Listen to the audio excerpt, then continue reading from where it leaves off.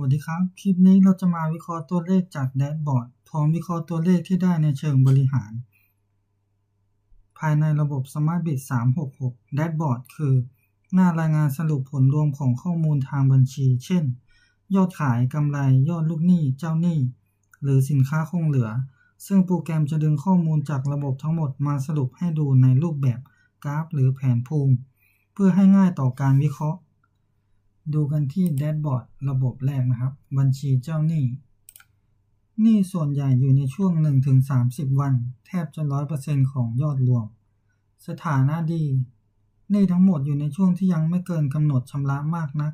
หรือเพิ่งเกินมาไม่นานคำแนะนำติดตามหนี้เหล่านี้อย่างใกล้ชิดเพื่อให้ได้รับชำระภายในเดือนตุลาคมยอดรวมอยู่ที่ 1,872.50 นะครับ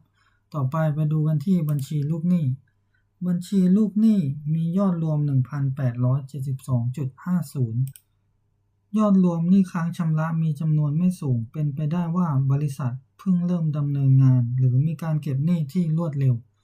ต่อไปดูกันที่ภาพรวมนะครับการวิเคราะห์เชิงบริหารผลการดำเนินงานดีเดือนกันยายนมียอดขายโดดเด่นมากต่อไปดูค่าใช้จ่ายรวมจะเห็นว่าค่าใช้จ่ายในเดือนตุลาคมจะเยอะมากกว่าเดือนกันยายนนะครับอยู่ที่ 58,585 บาทเรามาดูสรุปภาพรวมกันแนวโน้มเชิงบวกยอดขายเริ่มต้นของเดือนตุลาคมค่อนข้างดีทำยอดได้ประมาณ 20% ของยอดสูงสุดในเดือนที่แล้วภายใน 9 วันคำแนะนำรักษาโมเมนตัมการขายเพื่อทำยอดรวมให้ได้สูงกว่าเดือนที่แล้วรายได้รวม 1,500 บาทแสดงถึงศักยภาพในการสร้างรายได้ที่รวมมาจากกิจกรรมการซื้อมาขายไปและบริการต่อไปเราจะไปดูกันที่ยอดเงินนะครับสถานะกระแสเงินสดและสภาพคล่องอ้างอิงยอดเงินภาพรวมยอดรวม 1550 บาทบริษัทมีสภาพคล่องในบัญชีเงินฝากรวมค่อนข้างต่ำผู้บริหารควรระมัดระวังในการใช้จ่ายและเร่งรัดการเก็บหนี้ยอดเงินฝากในบัญชีกระแสรายวันเป็นศูนย์ยอดในบัญชีกระแสรายวันมักใช้สำหรับการจ่ายเช็คเป็นสัญญาณเตือนว่ามีปัญหาได้ในการจ่ายเช็คลงวันที่ล่วงหน้าต่อไปเป็นยอดเงินฝากออมทรัพย์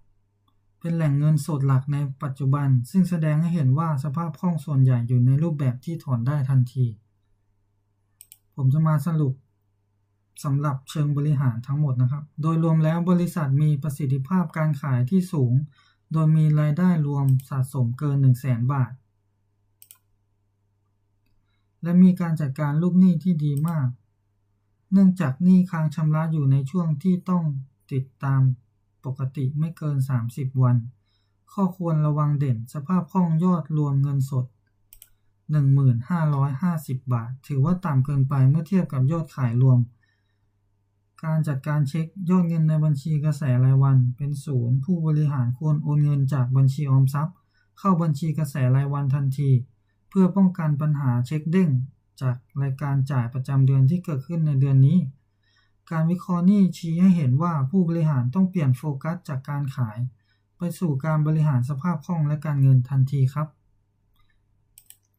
และทั้งหมดนี้คือเนื้อหาการใช้งานโปรแกรมบัญชีในส่วนต่างๆหวังว่าทุกคนจะเข้าใจมากขึ้นและสามารถนำไปประยุกต์ใช้ในการทำงานจริงได้